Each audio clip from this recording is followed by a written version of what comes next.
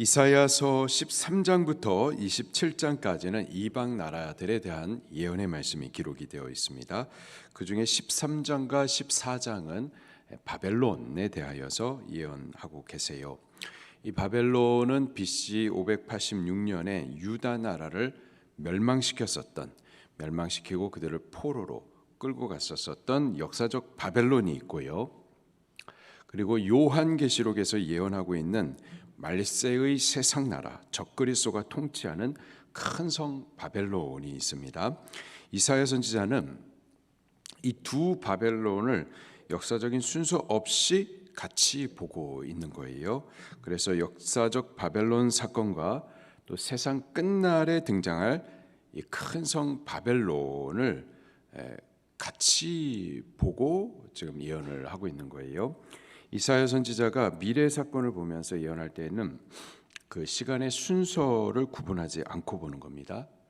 이사야가 미래 사건들을 갖다가 이렇게 보고 있는 거예요. 보는데 어떤 미래 사건들이 하나가 있고 또 뒤에 이렇게 있을 텐데 그 시간적인 순서 그리고 이거와 그 다음 사건의 그 시간적인 갭을 그냥 한꺼번에 가지고 와서 보고 있는 겁니다.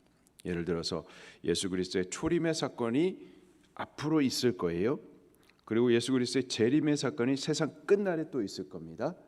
근데 이사야는 그 미래의 두 사건을 갖다가 시간적인 순서 없이 그냥 한 번에 같이 보고 있어요.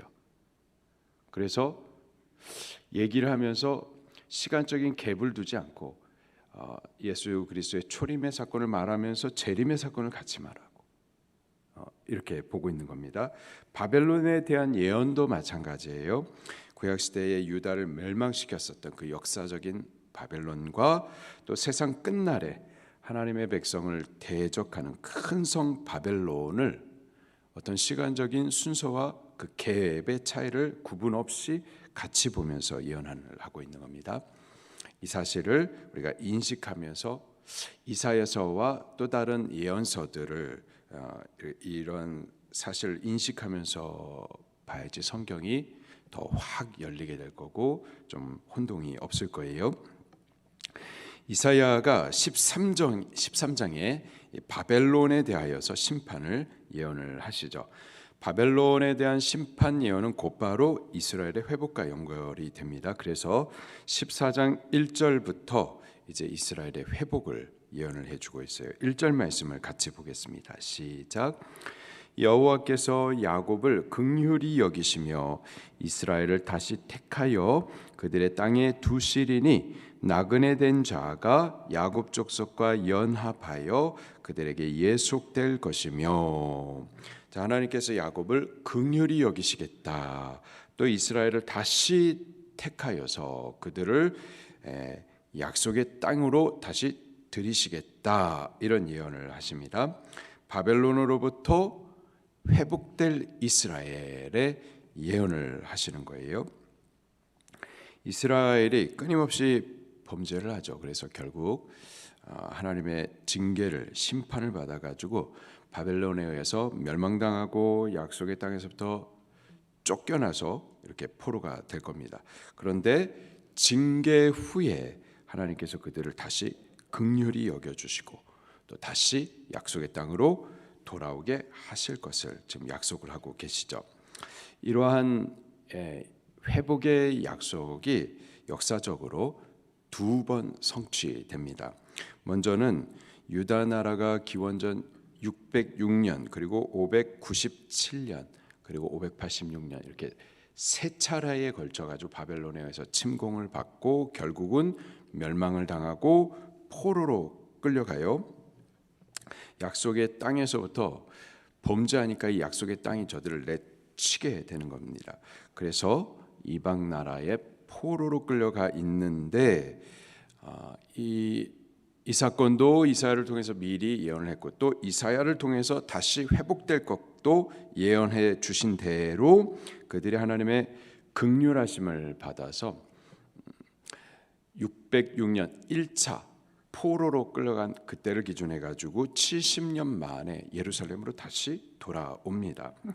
바벨론이 메데 나라 그리고 바사 나라, 페르시아 나라의 연합군에 의해서 멸망을 받고 이 바사 나라의 첫 번째 황제였었던 이 고레스에 의해서 너희 민족은 너희 원래 나라로 돌아가라, 예루살렘으로 돌아가라라는 선포와 함께 그렇게 예루살렘 땅으로 돌아오리라 하신 그 예언의 말씀이 성취됩니다. 자, 그리고요, 바사 나라 이후에 헬라 제국이 또 세워지고 또 헬라 이후에는 로마 제국이 또 등장을 하게 됩니다. 그렇게 바사, 헬라, 로마 제국이 세워지는 동안에 계속해서 그 제국들에 의해서 유다 나라가 통치를 받게 되고요. 그리고 로마 제국이 통치하는 바로 그때에 이사야의 예언대로 이스라엘 줄기에서 한 싹스로 예수님께서 태어나시죠. 예수님께서 그 예루살렘의 성전을 보실 때에 강도의 소굴이 되어버렸죠. 그 강도의 소굴이 된 예루살렘 성전을 보시면서 예언을 하시는데요. 돌 위에 돌 하나가 남지 않게 무너질 것이다. 이런 예언의 말씀을 하십니다.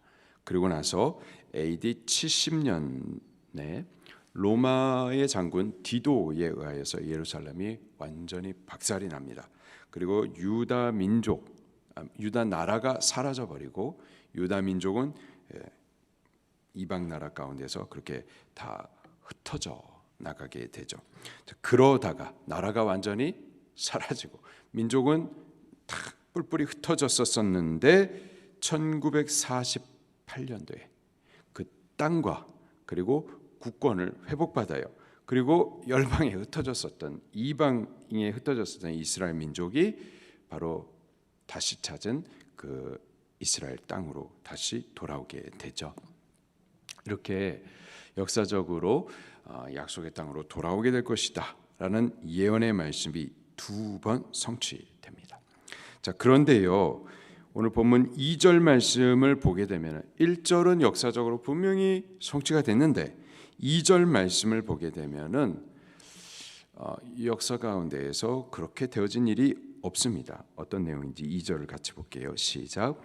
민족들이 그들을 데리고 그들의 본토에 돌아오리니 이스라엘 족속이 여호와의 땅에서 그들을 얻어 노비로 삼겠고 전에 자기를 사로잡던 자들을 사로잡고 자기를 압제하던 자들을 주관하리라. 이스라엘이 70년 바벨론 포로를 마치고 돌아왔었을 때에 저들을 주관하던 민족을 노비로 삼거나 또는 저를 사로잡았던 자들을 사로잡거나 압제하던 자를 주관한 그런 일이 없었습니다. 그리고 1948년도에 땅과 국권을 회복했었고 또 이스라엘 민족이 흩어졌다가 다시 모였었을 그때에도 이런 일은 없었는데 그런데 이런 예언의 일은 도대체 뭐냐 이 말이죠. 역사적으로 2번 성취됐는데 2절은 성취된 바가 없어요. 그러면은 이 2절의 내용은 도대체 뭐겠느냐? 2절은 마지막 날에 성취될 내용인 겁니다. 마지막 날에 이사야 선지자가 미래 두 사건을 시간적 갭을 무시하고 지금 함께 보면서 예언을 하고 있는 거예요. 그래서 2절의 내용은 마지막 날에 나타날 일인 거죠. 마지막 날 적그리스도가 등장하여 세상 나라를 통치하다가 그 적그리스도가 통치하는 마지막 날의 그 세상 나라는 바로 큰 성 바벨론이죠. 요한계시록에서 말해주고 있는 큰 성 바벨론. 이 적그리스도가 세상을 통치하면서 하나님의 백성을 괴롭게 할 겁니다. 물건을 매매하지 못하게 하고 죽이기까지 하는 등 많이 괴롭게 할 거예요. 그러나 하나님께서 말일에 당신의 백성들을 불쌍히 여기시고 마침내 이새의 뿌리에서 한 싹스로 오시는 예수 그리스도께서 다시 오셔서 이 큰 성 바벨론을 심판하시고 심판과 동시에 당신의 백성 이스라엘을 구원하실 거예요.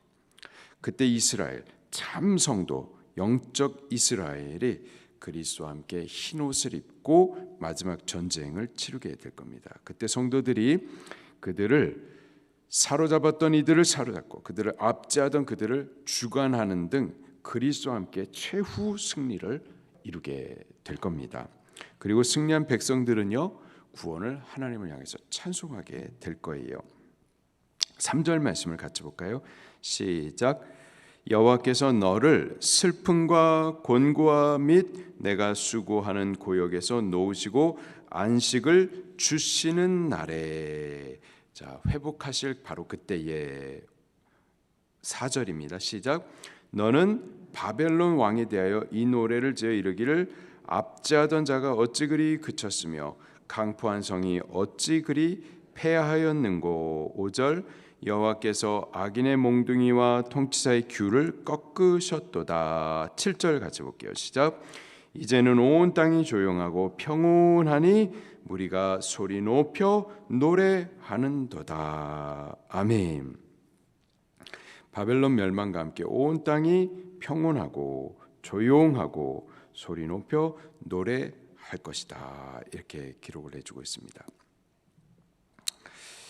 이사야의 이 예언이 마지막 날 그리스도의 재림의 때에 있을 성도들의 최후 승리에 대한 예언인 것을 요한계시록 말씀 안에서 우리가 좀 같이 확인해 보도록 하겠습니다. 최후 승리와 함께 구원을 찬송하는 모습을 요한계시록이 기록을 해주고 있어요. 요한계시록 17장 말씀입니다.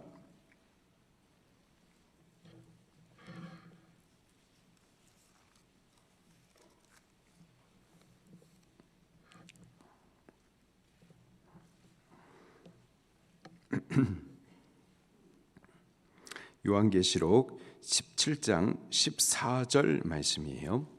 바벨론에 대한 멸망은 곧바로 이스라엘의 회복을 의미하고요. 바벨론의 멸망과 함께 이스라엘은 승리를 얻고 또 승리고 구원을 얻은 찬송을 올리는 내용을 같이 보도록 할게요. 17장 14절입니다. 시작.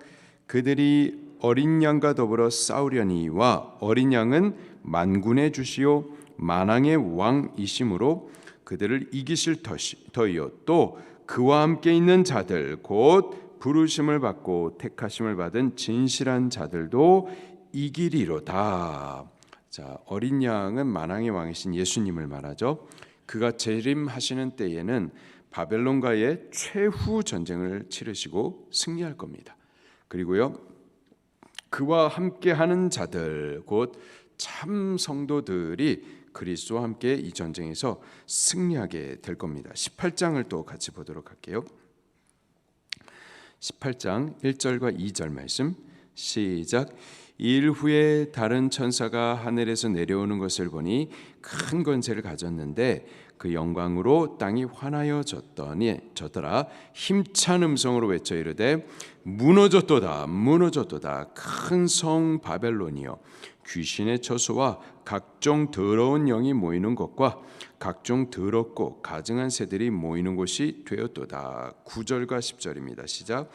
그와 함께 음행하고 사치하던 땅의 왕들이 그가 불타는 연기를 보고 위하여 울고 가슴을 치며 그의 고통을 무서워하여 멀리 서서 이르되 화이도다 화이도다 큰 성 견고한 성 바벨론이여 한 시간에 내 심판이 이르렀다 하리로다. 이 최후 전쟁 때 어린 양 되시는 예수 그리스도 그와 이 바벨론 간의 전쟁이 있을 때 그리스도와 성도가 승리하고요.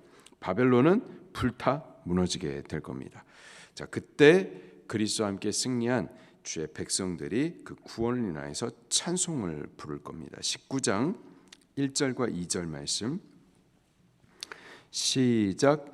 이 일 후에 내가 들으니 하늘에 허다한 무리의 큰 음성 같은 것이 있어 이르되 할렐루야 구원과 영광과 능력이 우리 하나님께 있도다.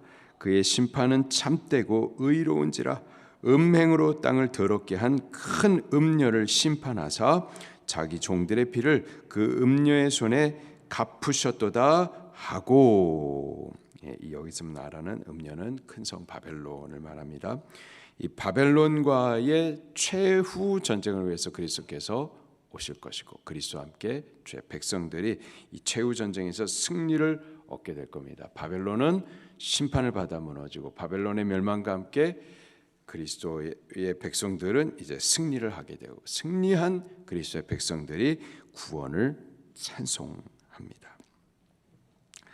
이사야의 예언은요, 이 땅에서 민족적 이스라엘, 지금도 이스라엘 민족이 있죠. 이 민족적 이스라엘의 회복에 초점을 두고 있지 않습니다. 오히려 예수님 재림의 날에 거듭난 영적 이스라엘, 참 성도들이 이룰 최후 승리를 예언을 해주고 있는 거죠. 이스라엘 민족에게 주시는 예언이라기보다는요, 예수님 믿는 성도들에게 주시는 예언입니다. 바로 우리들에게 주시는 예언의 약속인 거예요. 성도에게 최후 승리와 구원이 약속이 되어 있습니다. 지금 당장 눈에 보이는 것들이 죄악이 세상을 지배하는 등 암담하게 보이고, 또 앞으로 더욱 그렇게 되겠지만은, 그러나 세상 끝날에 예수님께서 다시 오실 거예요. 그리고 우리를 위하여서 재림하셔서는 최후 전쟁과 최후 승리를 이루어 주실 겁니다. 그리고 다시 오실 예수님 안에서 우리들도 승리할 것이고, 또 구원을 찬송하게 될 줄로 믿습니다. 그때까지는 우리 믿음을 지키셔야만 할 겁니다. 끝까지 믿음을 지킨 남은 자가 되셔야만 할 줄로 믿습니다. 끝까지 믿음을 지키는 그 남은 자, 그들에 대해서 예언을 하고 계시는 거고, 끝까지 믿음을 지킨 그 남은 자들, 그들이 바로 최후의 승리와 함께 그 구원을 찬송할 자들이 되는 거죠. 우리가 꼭 그렇게 되기를 예수 이름으로 축원합니다. 최후 승리까지 그 믿음을 지키는 하루하루를 살아가셔야만 할 겁니다. 오늘 하루도 승리해 나가는 그런 남은 자의 삶을 살기를 예수 이름으로 축원합니다. 말씀 붙들고 통성으로 기도하시겠습니다.